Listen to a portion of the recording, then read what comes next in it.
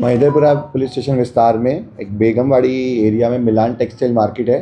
जिसके second floor पे एक रबानी फैब्रिक्स नाम की दुकान है, जिसमें 19 तारीख की रात से लगभग 10 बजे के बाद और 20 तारीख के सुबह 11 बजे के बीच में एक चोरी का बनाव बनता है। तो अगली मॉर्निंग जैसे ही मालिक अपनी दुकान खोल के लॉकर काउंटर खोलता है तो उन्हें पता लगता है कि उनके काउंटर से लगभग 10 लाख रुपए जितने गायब हैं। तो जैसे ही उन्होंने इस बात का रियलाइज़ेशन किया, वो पास के पुलिस स्टेशन में कंप्लेंट लेकर आते हैं और लोकल पुलिस स्टेशन की कंप्लेंट मिलते ही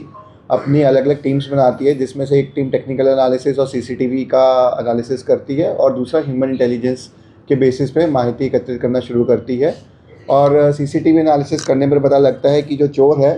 वो देर रात को जो बाथरूम के पीछे का एक लोहे की जाली है उसको तोड़कर दुकान में एंट्री करता है और एंट्री करने के बाद वो जो कैश काउंटर है उसको तोड़कर वहाँ से पैसे चोरी करके लेके जाता है।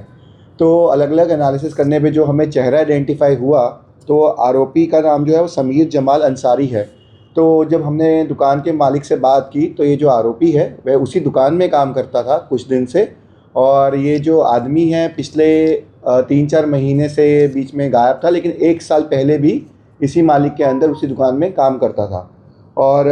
उसको पता था कि जो कैश काउंटर है कहाँ पर है और कब कब कैश रखा जाता है। तो इसी माहिती का फ़ायदा उठाते हुए उसने सही टाइम पे और सही दिन चुनकर कैश जो 10 लाख रुपए है उसको चोरी करने का प्लान बनाया और उसको एग्जीक्यूट किया। पर जो आरोपी है उसको तुरंत लोकल पुलिस स्टेशन ने पकड़ लिया और उसके खिलाफ एफआईआर दर्ज की, भारतीय न्याय संहिता 305(1) और 331(4) के तहत। और जो आरोपी के डिटेल्स हैं, उसका पूरा नाम है समीर जमाल अंसारी, 26 साल का है और मान दरवाज़ा सूरत में ही रहता है।